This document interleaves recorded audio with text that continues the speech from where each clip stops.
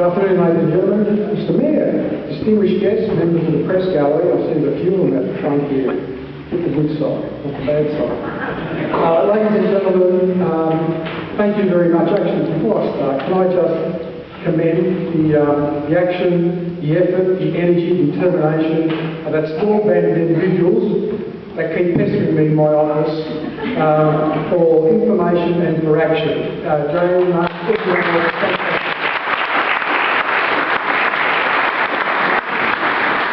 ladies and gentlemen, my purpose this afternoon here is not to be critical of individuals, though I would imagine it would be easy to be critical of some individuals associated with the process so far.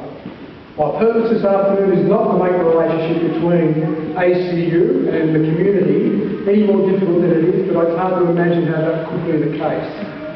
My reason for being here this afternoon, twofold. One is to bring you up to date what's actually happened within the government in terms of looking at this particular issue, but also perhaps to explain my personal position on this and how it's shifted over the last few weeks. And then after that, I'm more than happy to stand here amongst my brothers in arms. Now the battle lines have been drawn for an army officer. I love that sort of talk. To answer questions regarding the proposal. Can I just say to begin with that unfortunately the process that we're engaged in some time ago became a legal process. It became evident to me when I saw a meeting with other people within the ACU establishment that they were taking legal advice. So rather than actually being engaged with the community, rather than being consultative, they were acting on lawyers' instructions. Now when that happens, I can always assure you the communication stops.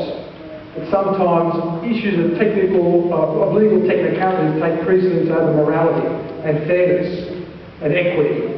It's unfortunate, but that's the process that we find ourselves in right now, and I have reacted to being in that process. My position has shifted significantly because I tried to engage in a dialogue with ACU to talk about my specific concerns given what I know. I don't profess to be an environmental expert. I don't profess to actually live in the area and know the intricacies or the intricacies of some of the problems that the residents have. But I do have some background which makes me an expert in certain matters associated with transport infrastructure, traffic, congestion, local amenity and the like.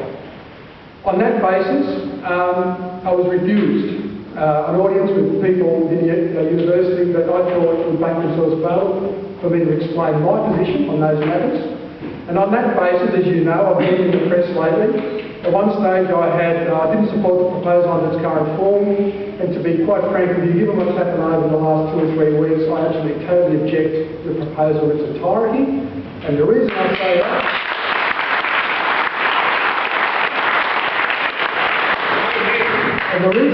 that is because ACU have got to go back to square one.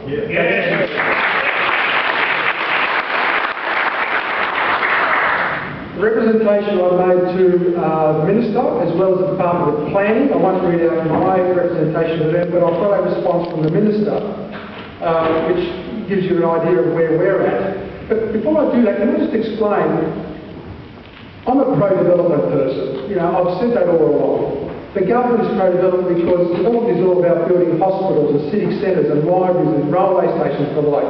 So when you hear the word pro-development and the Minister saying that, all the Minister is saying is, as a government, we want our community to thrive, to prosper, to progress.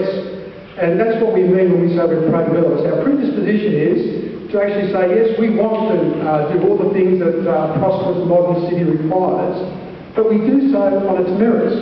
We don't say we're pro-development, come to us and we'll rubber stamp it. We say we're pro-development because we want progress, but we judge each and everything that comes before us on its merits.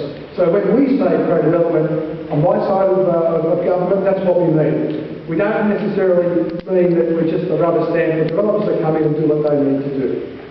What I'd like to do, if it's okay with everyone, I'll read out the letter that came back from the Minister.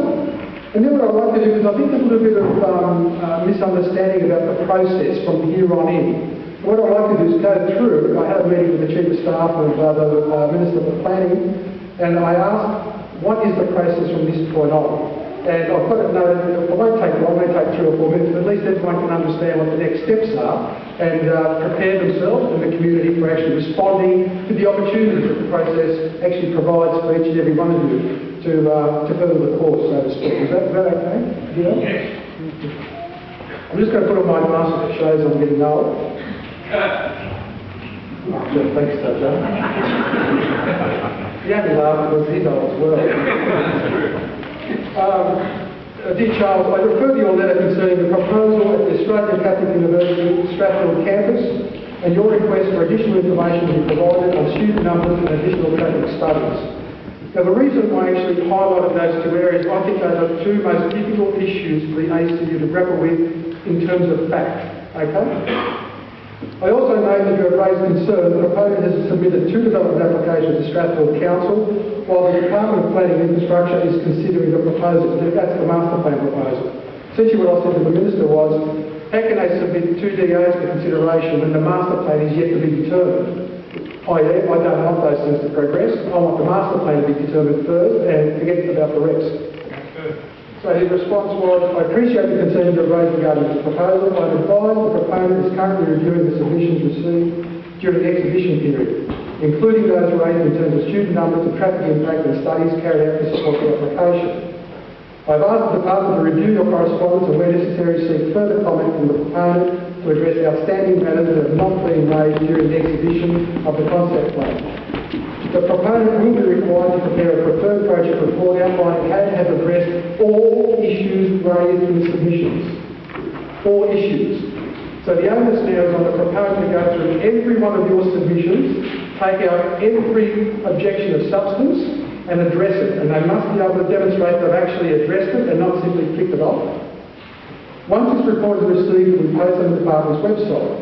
In relation to the submission of the department application to Strathfield Council, the development application to Strathfield Council, I'm advised the department has spoken with council on this matter and recommended the assessment of these applications not be progressed until such time as the concept plan proposal has been determined by the independent planning assessment